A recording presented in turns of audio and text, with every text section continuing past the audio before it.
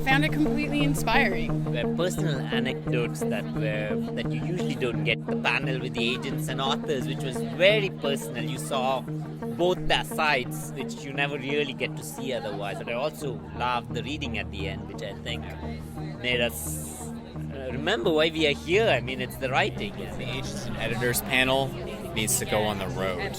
The interplay between the agents and the authors was really interesting. And it was interesting hearing a lot of different inside information. Getting to hear agents talk to us about the process and other writers that were in the field, it was incredible.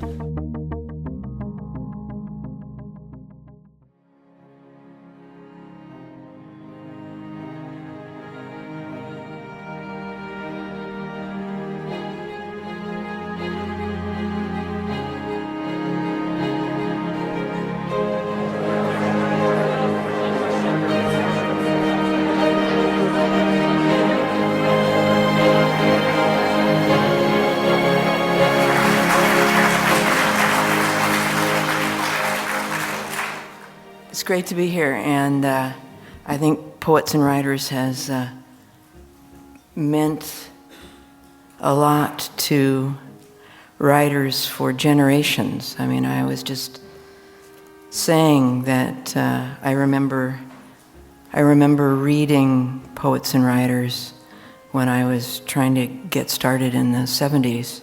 You know, on my way over here today, I was thinking about what pleasure I was taking in the idea that I was going to be speaking to an audience of poets and writers. Just so marvelous to be here and be in this space, and I've just want to say thanks to Kevin and to Elliot for all the things that Poets and Writers does for this community and a community around the country. It's just an honor. I hope you walk away from all of these panels. It's just so marvelous to hear the other editors and publishers talk about seeing how many different possibilities and options there are for you as writers. At home, I had my own somewhat wobbly arrangement of brick and board shelves, 2 and then 3 tiers of ugly pressboard, painted brown and laddered up against the wall, my first piece of furniture. In private, I thought of those shelves with enormous pride, as something I was building, book by book and brick by brick. And often I looked at them, vaguely satisfied, like a worker inspecting the progress of a job.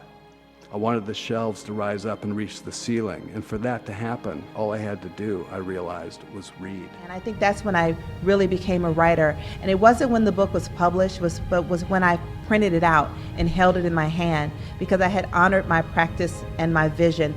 And I felt in my own heart I was a writer, even if no one believed me, even if someone were to say, "Have you published?" And I couldn't say yes, but I knew that I had written. I mean, we read queries the same way we read everything. We want to have this human connection. We want to feel what you want to convey. We want to be there. We want to discover you. We want you to blow us away in the query. Writers have this notion that publishing is this huge monolithic fortress designed to keep you all out. That's right, that's true. And in fact, it's almost completely the opposite. That is, there are dozens, if not hundreds, of agents eager to discover a great new voice and eager to work with and champion that great new voice. I think people become addicted to writing poetry, become addicted to the idea that you want to leave something behind, you want to leave a trace, you want to make a mark, you want to say what it felt like to be here. I don't know what's going on a lot of times inside until I actually engage with that process of writing. So that definitely keeps me going. I mean, to be a poet is to be a maker, and to have the possibility of engaging in a dialogue with other makers. And that's very thrilling and very liberating.